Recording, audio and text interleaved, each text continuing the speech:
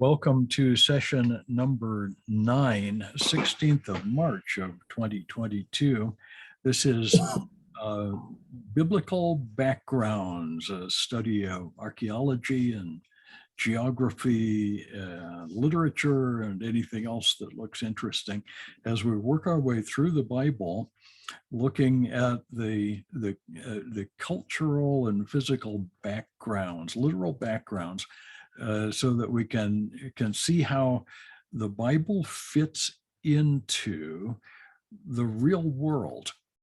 Often it's helpful to point out to people as we're teaching and as we're preaching that the Bible happened to real people in a real place at a real time, and we can make the historical connections.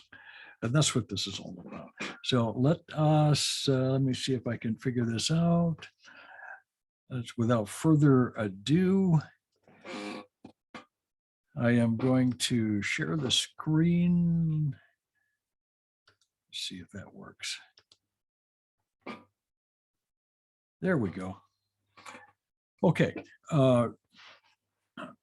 The wilderness wandering took place mostly in the book of Numbers. So what happened, Israel came out of Egypt about 1446 BC. And I will admit to a certain flexibility on the dates. I think we have to be honest with what we really know. I think we're close, but around 1446 BC, they came out of Egypt, spent a year in Sinai, at Mount Sinai, receiving the law and establishing some of the foundational ideas of being a nation, Israel. So no longer just 12 tribes, no longer slaves in Egypt. The people of Israel came through the Red Sea, and we've talked about where the Red Sea could be. They came through the water up the other side, baptized into Moses, and they became a new people and a people group. And this people will eventually inhabit the promised land. But in the meantime, we've got this wilderness wandering. The book of Numbers, first 15 chapters, lays out the line of march and the waypoints along the way into the wilderness to the south of Israel. It's at that spot, a place called Kadesh Barnia, that Moses sent out spies. The spies brought back a bad report.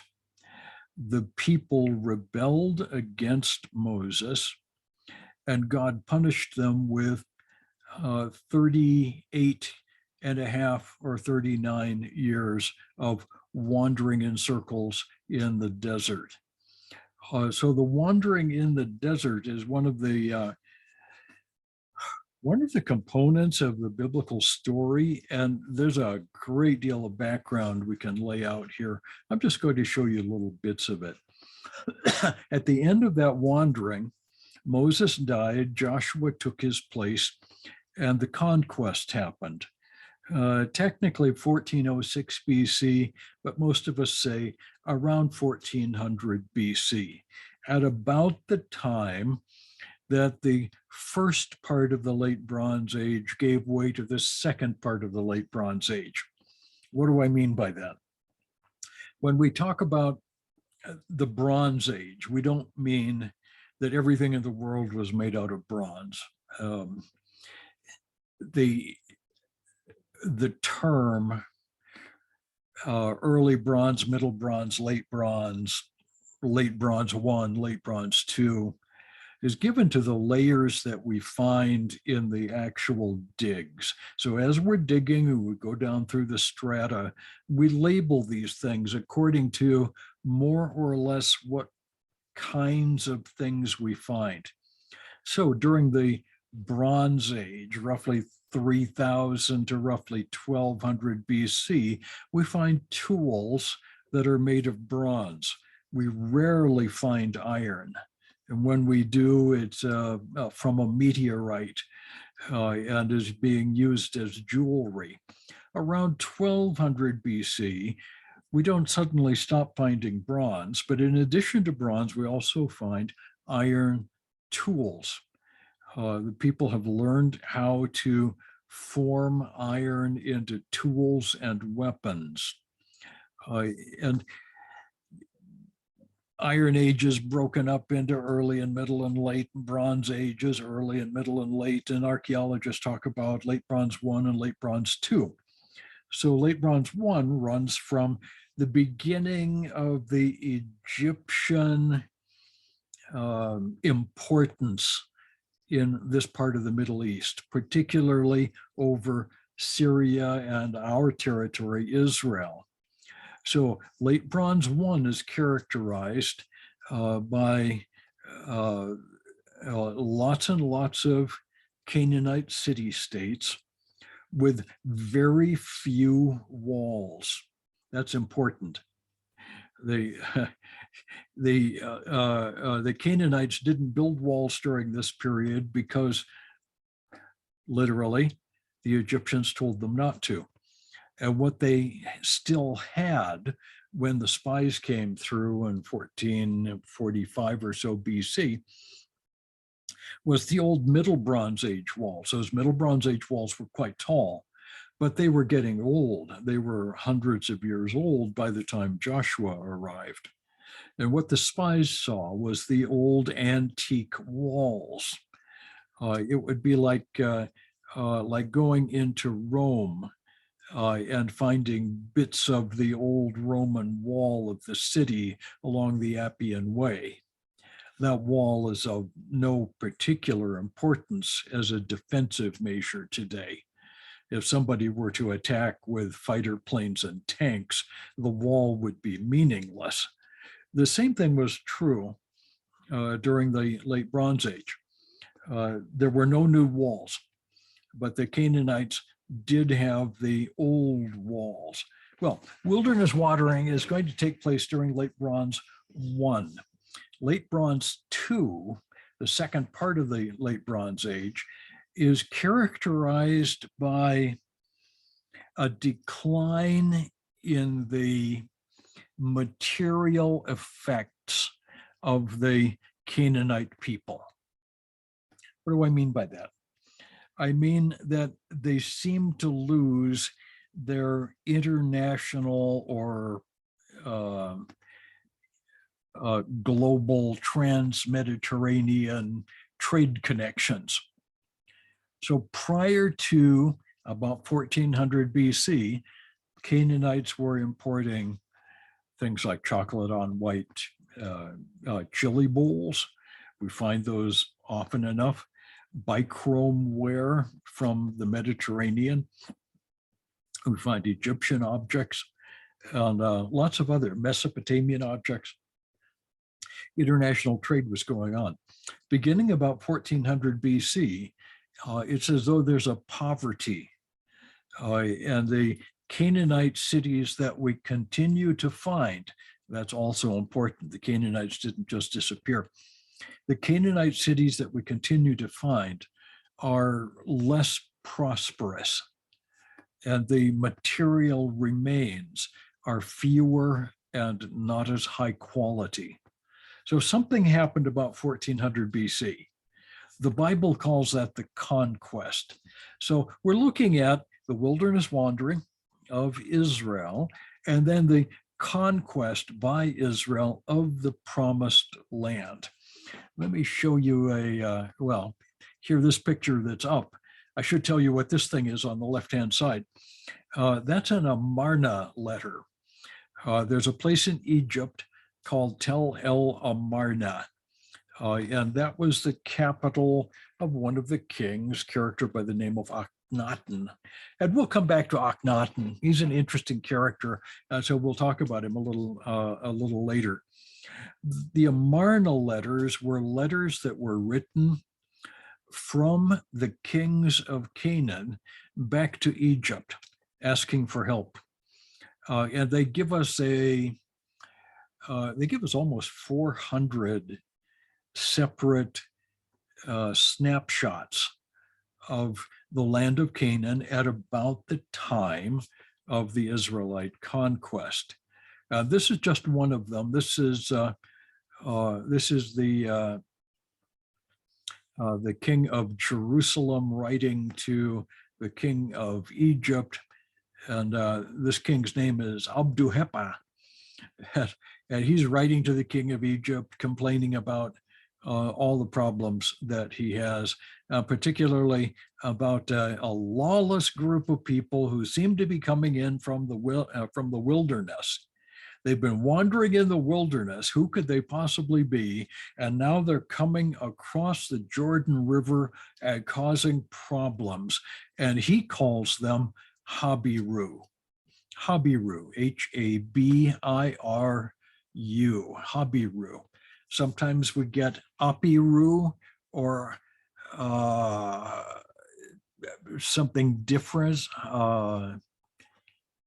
It's a word that means outlaw. People who have crossed the border or crossed the line illicitly. They're very interesting people. And the Israelites are probably a part of a larger problem that was happening in the world at this time that we call Habiru. So fascinating. Okay, we're going to go on. If I can find my cursor. There we go. The wilderness wandering takes place in the area south of what today is Israel. The background is fairly well known. This is pictures I took with a group, 20 years ago, a group of pastors. And we went into the wilderness of Zin and found this particular water source, which is in Avdat, the spring of Avdat. And you can see there's quite a bit of water at the bottom of that hole. And there's a bit of a path you can walk along this waterway for part of its route. Something to remember is that water sources in the ancient world don't move around. Water is where it is. And Avdat was undoubtedly one of the places that the Israelites stopped. It's a good, reliable source of water. So it would have been very foolish for them not to stop there. Let me show you this on a map. This, again, I've laid this on its side with the Dead Sea at the top on the left and the Red Sea, actually the Gulf of Eilat, on the right-hand side of the page. The first thing that we see about the wilderness wandering is the sending of spies. Okay, so about Numbers chapter 12, we see the spies going out. By chapter 15, they've come back with a bad report. So there's the spies who are sent out, and you'll notice they were sent out from Kadesh Barnia, this area. But there they go up north along the main roads into the southern parts of Canaan. They went through a variety of places in what we think of as Judea. Their descriptions are of a very strong people with large cities. We don't believe that any of them ever got really close to these cities. Lachish, for example, did in fact still have its Middle Bronze Age wall, but there were suburbs built all around the outside of the city. There were 3 very important temples built in the moat of all places. Now the moat was dry, of course, but the city of Lachish had long since outgrown its walls. The other thing that the spies didn't notice, which would have been difficult to figure out, is that the various cities of Canaan were not allied with one another. For the most part, these cities were rivals one of another. The pharaohs of Egypt from the time of Tutmosis III had made a point of training the kings of Canaan to distrust one another and to trust only the pharaoh. So 12 spies went out to find out. This would have been an armed reconnaissance patrol. For people with a military background, that makes perfectly good sense. A recon patrol is not the same as James Bond and undercover agents and all of that. Later on, we're going to see 2 spies sent over to Jericho, and they would not have been armed, and they would have not have been looking like Israeli military.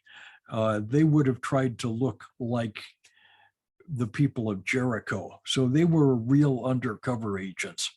They didn't last very long either, but at any rate, 12 spies sent out as a patrol brought back a bad report to Kadesh Barnia, where the rebellion takes place. Kadesh Barnia is approximately on the south side of the line between modern Israel and modern Egypt.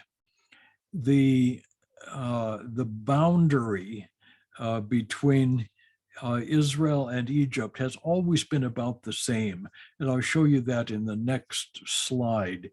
But Kadesh Barnea is an oasis location, and we think we've probably found it. There are only so many oases, or oasi, I'm not sure.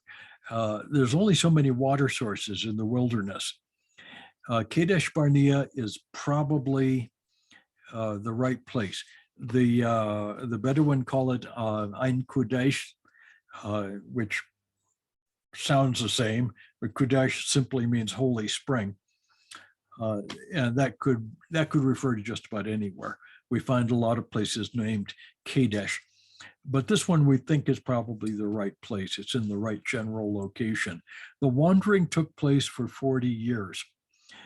During that time, we see Moses leading the people on military exploits to the north, probably as far as what is called today Arad, Tel Arad.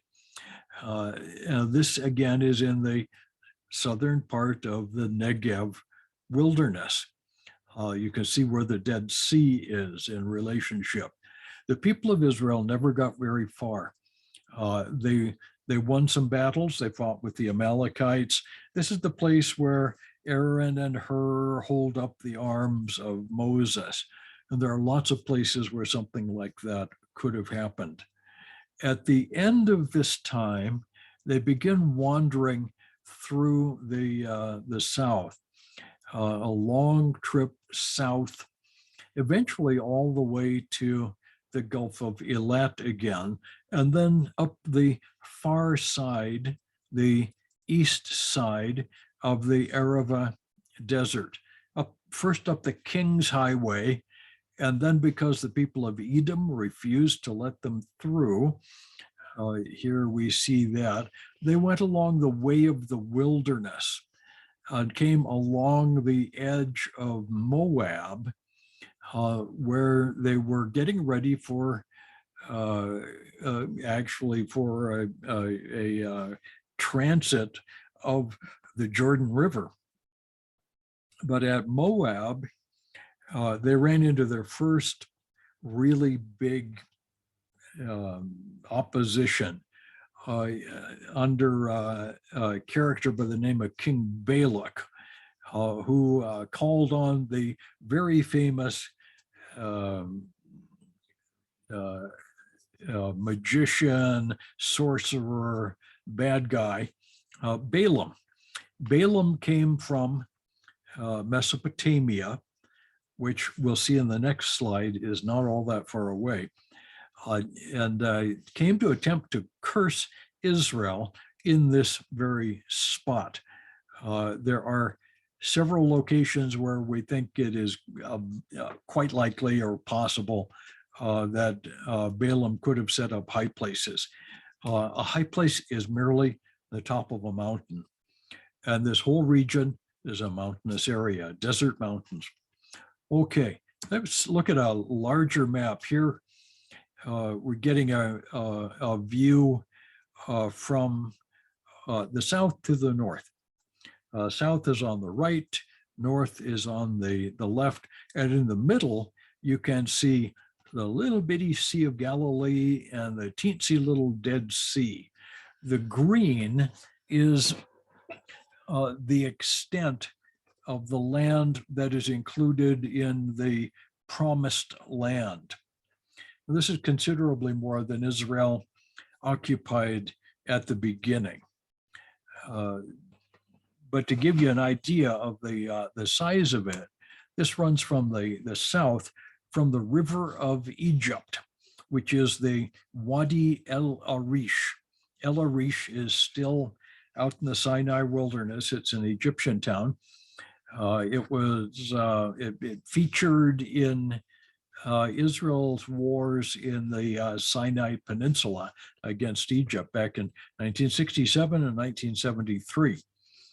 And fairly important stuff. But that's when the Bible uses the phrase, the river of Egypt, it always means the Wadi El Arish, and not the Nile. We'd like it to mean the Nile, but that actually doesn't work. And the brook of Egypt, or Wadi El Arish, is what we're talking about. And you can see Kadesh Barnia, right near that green circle on the eastern side of the circle. That's about as far north as Israel got. And that's the edge, the southern boundary of Israel's land. The northern boundary is way over here on the left.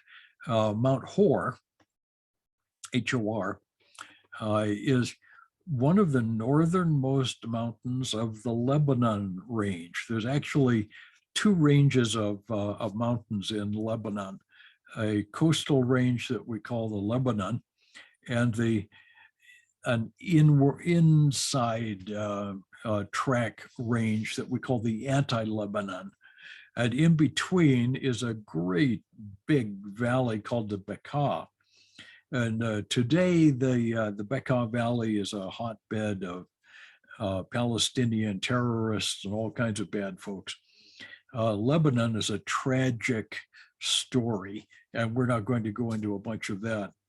But the Palestinians in Lebanon have not been good for the place. It has become a Muslim country, and not a good place at all.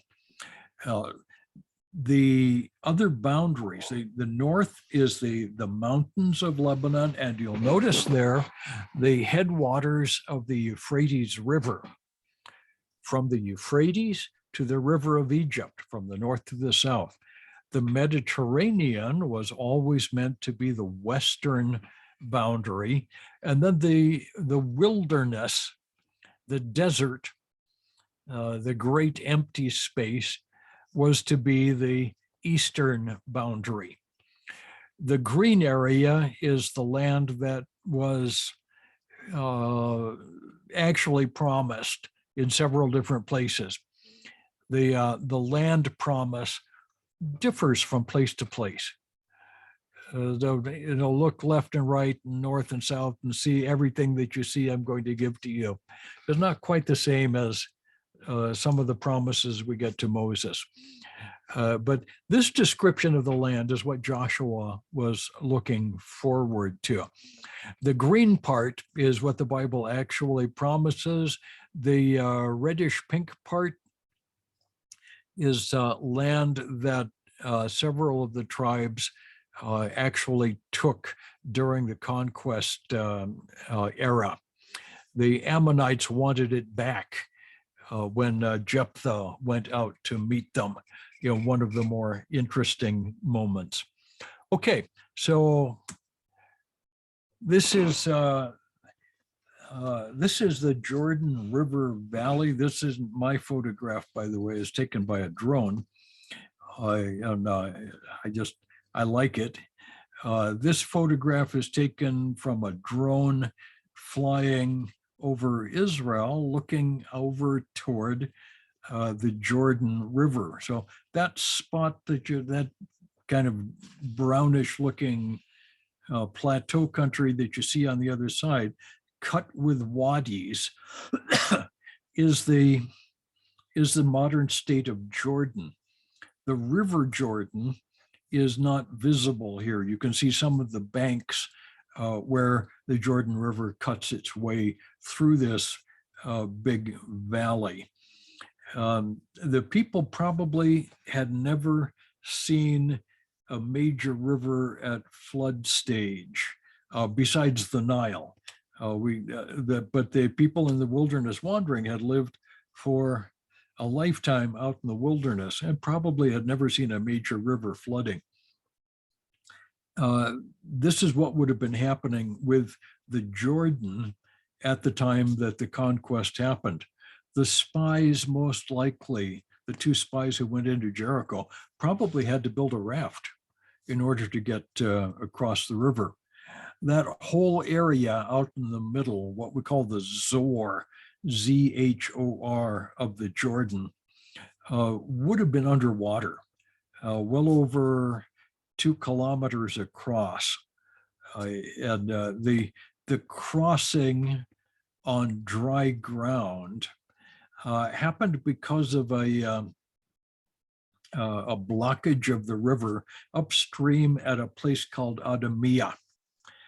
There are 2 places that are likely to be Adamia, north of the modern Allenby Bridge over the Jordan River.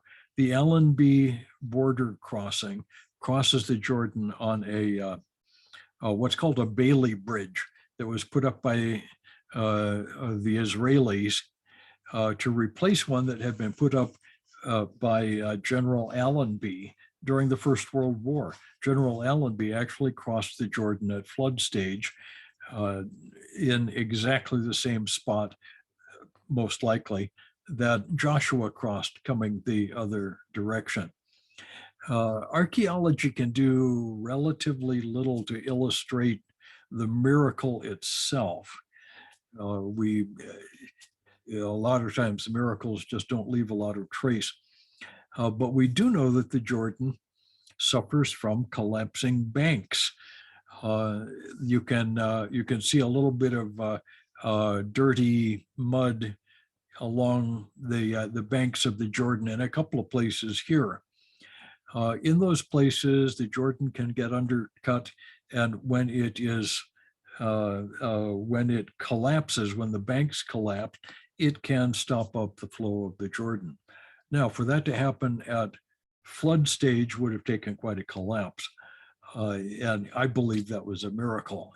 Nevertheless, we've got a little there. The location of Gilgal has to be close to Jericho. And I have a favorite place, but it doesn't really matter very much. We don't know for sure where Gilgal is.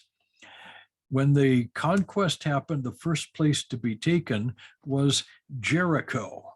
And these are a couple of pictures from Jericho. On the right is a picture of the Italian excavation from I believe this happened in the 90s.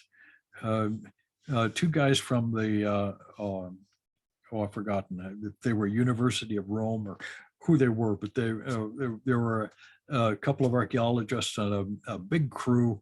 They did a very nice job, but they opened up some of the mud brick walls in the Middle Bronze Age wall. So that's a Middle Bronze Age wall, and you can tell that it's still standing at a significant height today.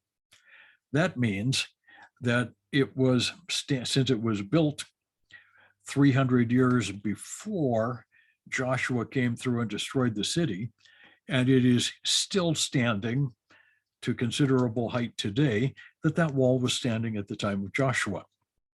Modern archaeologists, the most notorious being Kathleen Kenyon, claimed that Jericho had no wall at the time of Joshua, any of the proposed times of Joshua, and she didn't believe the Bible at all. By using archaeology, we've demonstrated that, yes, indeed, Jericho has a wall, and here it is, and this wall was built during the Middle Bronze Age, 300 years before Joshua came through, and lo and behold, the wall is still there. When the wall collapsed, it didn't collapse uniformly. It collapsed in places. We know that Rahab lived in a spot in the wall where the wall didn't collapse entirely, and she was able to survive that. On the left, just to the left of the letter J in Jericho, you can probably see a light tan, light colored streak. That's the original glacis, the ramp that exists on the outside of the city. Outside the city walls, all the way around Jericho, there was a slope covered with stone and plaster, and designed to drain water out of the city when it rained and get slippery and be difficult for invaders. At the base would have been a trench, and at the top, two walls, an inner and an outer casemate wall. What we see here is the evidence for that glacis. What you can't see here is what Kathleen Kenyon called the red streak. Red streak sits right over the top of that plaster whitish zone, and it's bleached in the sun now. The red streak is made of the mud bricks that fell down. We find the red streak at Jericho all the way around the perimeter of the city. In some places, it's washed all the way out to the dry moat that surrounded the city, and in many places out into the surrounding fields, hundreds of meters. This happened during the 500 years after the time of Joshua that the city stayed empty. So is there evidence for the collapse of the walls of Jericho? The answer is yes. That's actually very good evidence. The other evidence for the conquest story of Jericho is just large. I could show you hundreds of pictures, but we're not going to. I'll just tell you a couple of things here. There's pottery at Jericho in a continuous span through the entire Middle Bronze Age, actually before Middle Bronze, but all of the Middle Bronze eras into the Late Bronze I era, during the Egyptian era. We know that the king of Jericho wrote letters to the king of Egypt during the during Late Bronze I. But then the archaeology stops about 1400 BC on the Late Bronze I, Late Bronze II horizon. What happened to Jericho? All of a sudden, we don't see any more pottery after 1400 BC. It doesn't start arriving again until the 800s BC, when Jericho was really rebuilt. Egyptian scarabs, the seal tools, artwork, is found in a continuous series all the way down to 1400 BC. After that, the scarabs cease. Middle Bronze wall fragments in the red streak. One of the more interesting bits is the fact that grain was found in Canaanite storage jars. There were large storerooms that were found inside the city. These people, according to the book of Joshua, were terrified of the invading Israelites. We believe that they gathered together all of the storage jars full of wheat that they could find. Lots of grain still in the storage jars. Now, if this had been a normal conquest, the people would have held out as long as they had food. But something catastrophic happened and the walls came tumbling down. The population of Jericho at the time of the conquest would have been around 2,000 people. It was not a huge city, but it was big enough to be scary. And it had apparently still a defensive structure. Okay, the best explanation for the falling of the wall of Jericho is the miracle. God did a miracle here. Later on, he's going to have Joshua do his conquering the old-fashioned way. Set up a surprise, ambush them from here, go over the wall. Other things are going to happen. But at Jericho, the people marched around for 7 days. They blew their trumpets and the walls came down. And the evidence that we see on the ground demonstrates that something like this happened. The evidence from Jericho supports an early military conquest. By early, I mean 1400 BC rather than 200 years later. Now this runs counter to a lot of modern thinkers, but it's what the Bible actually says. Okay, here's another map. This is the Dead Sea at the south. You can see the Sea of the Arava, or the Dead Sea. The Jordan River runs along the upper side, the east side of this map, and you're looking at the hill country of Judea. The jumping off point for the campaign of Joshua is called the Plains of Moab, or sometimes called the Shechem, the acacia trees. The whole group of people got together in one spot. The Ark of the Covenant went before them. They crossed the Jordan downstream a ways from Adumim. If you look at this green circle, look straight north to the left, and there's another text box there pointing to a modern location called Adam. And there's a village at Adam. And it's traditional to say that Adamia is located at Adam. It could be. We actually don't know for sure. But the crossing of the Jordan has to have taken place at this southern part of the Jordan Valley, opposite Jericho. Now, the Battle of Jericho happens here at the edge of the hill country. You can see the spot where the east-west road that Joshua followed intersects the north-south road that runs north and south along the edge of the hill country at the edge of the Jordan Valley, far enough up the hill that it can stay out of the water most of the year. The Battle of Jericho is the first of the so-called great battles of the actual conquest itself.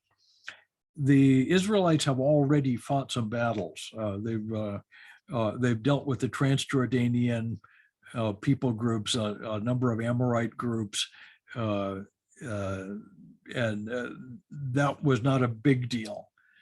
Jericho will be the first really big one. The next battle after Jericho is going to be Ai. Let's see if I can show you.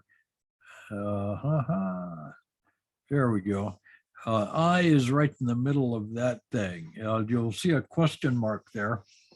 I is a somewhat doubtful location. There are currently 3 suggestions for the location of I. The traditional location of I is a ruin called Et Tel, which simply means the ruin, north of an Arab city named Baitin, that is the location probably of ancient Bethel. So we think that I should be close to Bethel. Could be. Unfortunately, the archaeology of Et Tel doesn't fit I at all. So modern scholars have suggested 2 other places close to this place that could be the place. The biblical story speaks of a relatively small town with walls, probably used as an outpost of Bethel. And it appears that I was burned.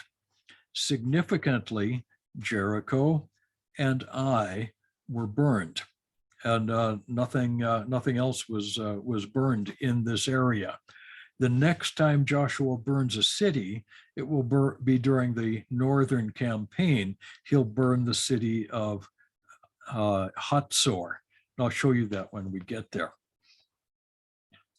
The next event after this central campaign is done, after Ai has been taken, Joshua took time out to take the tribes north to Shechem. Very interesting.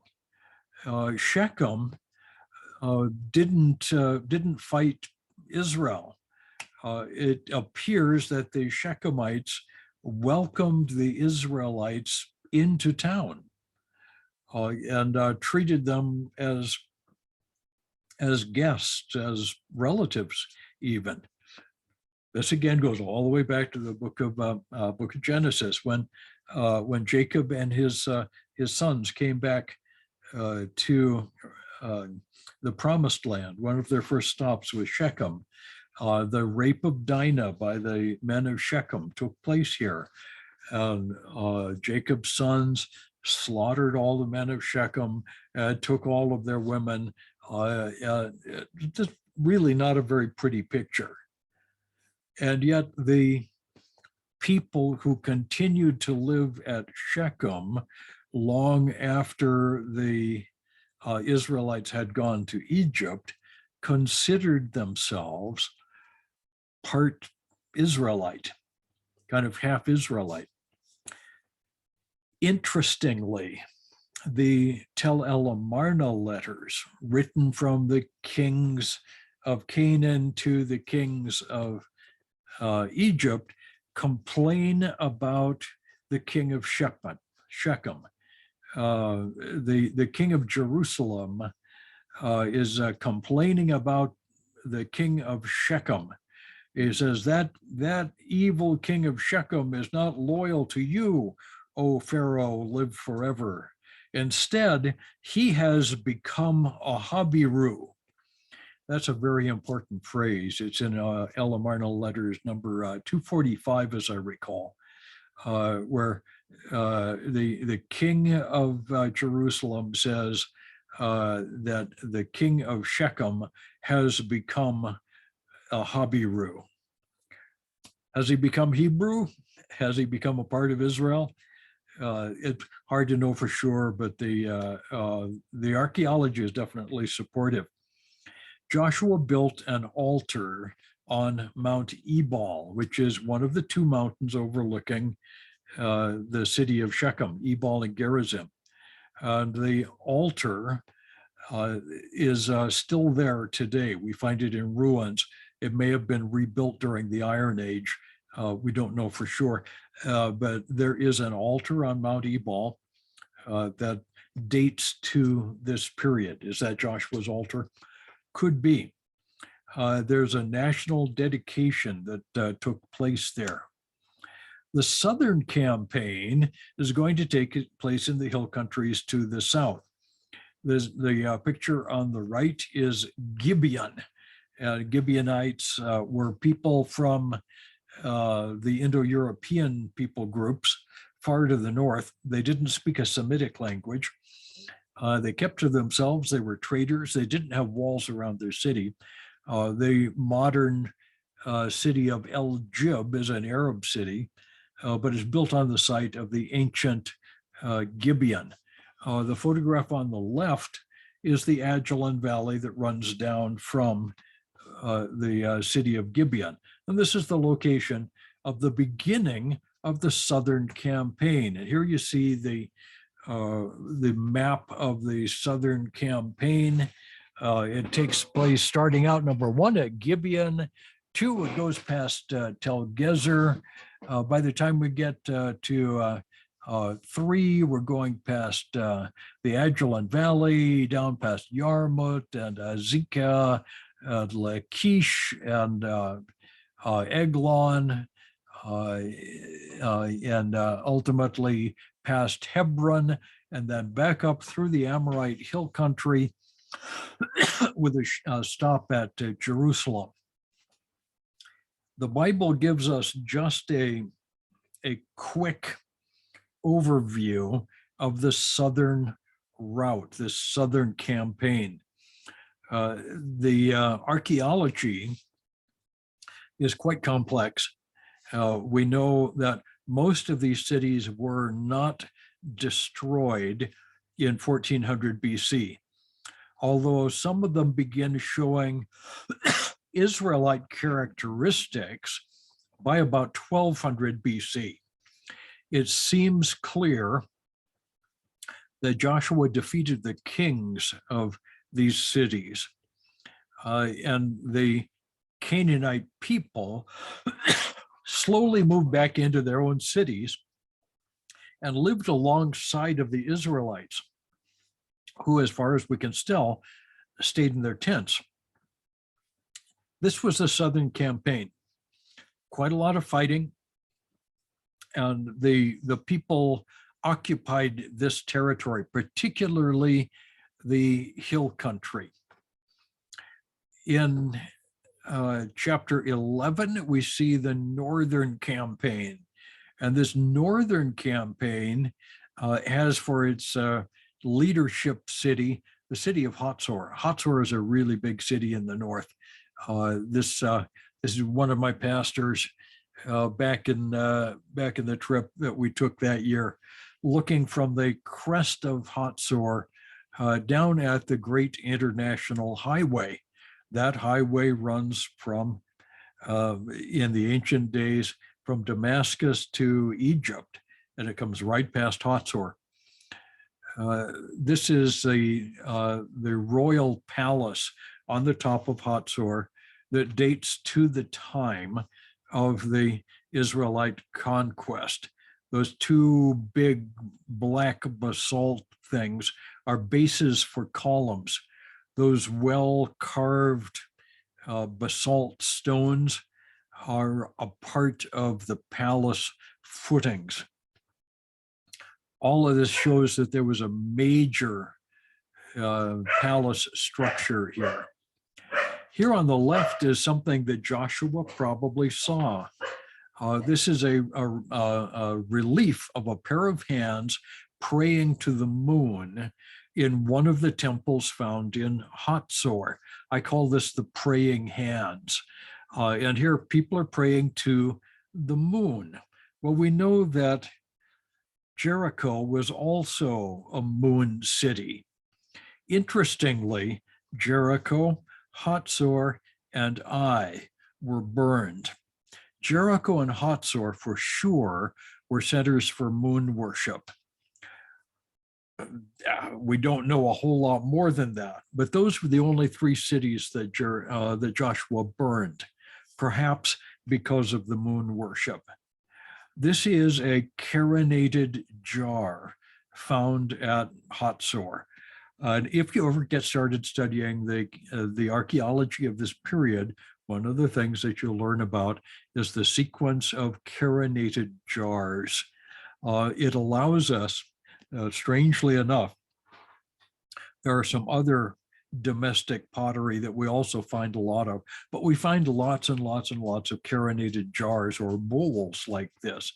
And the angularness, the degree, the radicalness of the carination is a signal to the fashion. And the fashion of these particular bowls changed fairly regularly over a 400-year period where we find them, and it's just a part of the lore of archaeology. We can actually date the Canaanite places because of the shape of the carinated jars. Okay, and then one last map. The northern campaign happened when the king of Hatzor sent to all of his subsidiary groups, and they put together an army where they were able to set up at a place called the Waters of Maroma.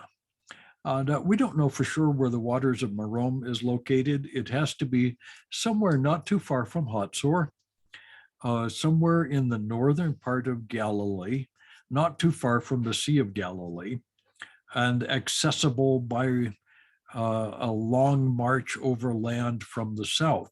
So Joshua marched all night. He met up with the armies of Hatzor and drove them away. Also, a big battle, and the armies of Hatzor were destroyed. They ran toward the north. And then Joshua went down and burned the city of Hatzor. We have ash from Hatzor demonstrating that that's what likely happened. Modern scholars like to argue about exactly what happened here. And there are three positions that are taken. Those of us who are conservative read the Bible and we say this was a military conquest. Frankly, the archaeology supports that position. What I call the Marxist position, a position held by mostly sociologists who have read this. Think of a peasant revolt, Canaanite peasants revolting against their Canaanite taskmasters to set up a communist state of the proletariat. There's no evidence to support the position, yet you will once in a while run into the peasant revolt theory in the literature. Modern Israelis, secular Israeli archaeologists, prefer to speak of a peaceful infiltration. And again, the archaeology doesn't support that very well, but there are those who hold to that. And as I mentioned, I believe in the military conquest. The image here in the background is a bunch of cartouches. This was found in Egypt. I've forgotten which particular king, but when an Egyptian pharaoh would go on his campaign into Syria to conquer the Syrian bad guys, the fuzzy wuzzies, or whoever, whatever they called them in Syria, he would make a list of the cities conquered. And it would look like this. And if we were to translate the hieroglyphics in any one of those cartouches, it would be the king of such and such a place won. That's exactly the kind of list that we get in chapter 12 of Joshua. As Joshua writes down the records of his conquest, he writes all of the cities that were taken. I defeated the king of Hebron, won. The king of Eglon, won. The king of Lachish, won. Exactly like he was writing out cartouches for a wall. I believe this is I think the evidence for a military conquest is overwhelming. I think we're going to end, well, no, we'll go a little bit beyond this. We're going to talk a little bit more about the, yeah, I don't want to get all the way into the judges, but let me talk about the Amarna letters just briefly. I showed you one Amarna letter. This is the partially reconstructed tell of Amarna in Egypt. This white looking stuff on the left. I really don't like it when archaeologists do that. They do that so that tourists will be able to tell what they're looking at more clearly. But it makes a great drone picture. This is the site of Amarna. Early in the 14th century, around 1400 and after, for about 40 years, there was Egyptian instability under a king, and this is that king, by the name of Akhenaten. His wife is a very famous character by the name of Nefertiti. And Akhenaten and Nefertiti are a very interesting couple. They decided to begin worshiping a different god. And in some ways the same God, but they believed in one God who was more important than all of the other gods. They called that God the Aten. And so his name was changed from Amenhotep something or other to Akhenaten in honor of the Aten. The Aten is the disk of the sun, not merely the sun god, but the visible disk of the sun. Modern people have trouble figuring out why Akhenaten was so radical on this point. We can't even imagine the point of worshiping the disk of the sun. But at any rate, Akhenaten and his wife Nefertiti were very into this, so much so that the nations, the Canaanite nations of Syria, that were being overrun by the Israelites at this time were getting very little help. Those kings of Syria, Canaan, wrote letters like this one back to Akhenaten and other kings who were at Amarna, including Amenhotep the something or other. And those kings did very little to help. It's during this time that Joshua did his conquest and the judges period happened. In Canaan itself, we know a little bit about Canaanite religion. These are some of the artifacts that date from the late Bronze I period. In the middle, found at Beersheba, is a Canaanite altar. And we know this isn't an Israelite altar because it's carved. The Israelites were to use piled rocks only. The brass amulets on the left are of the god Baal. The naked goddess on the right, on that gold tablet found at Lachish, is probably an Egyptian goddess riding on a horse and away. So the Canaanite religion was a nature religion. It was an environmentalist religion. They celebrated the forces of nature. And the whole religion was built on fertility, the fertility of the land, the fertility of the crops, fertility of the animals, and the fertility of people. This was celebrated in some, frankly, really evil ways. I'm going to leave it to your imagination, but a lot of what God prohibits in books like Leviticus and Deuteronomy are in contrast to the religious practices of the people who live in Canaan. And as you'll recall, Abraham came out of that kind of a civilization, practicing that kind of religion. So the people of Israel are going back into something that God has warned them about. And the episode that we call the Judges, which will begin on Monday, sees this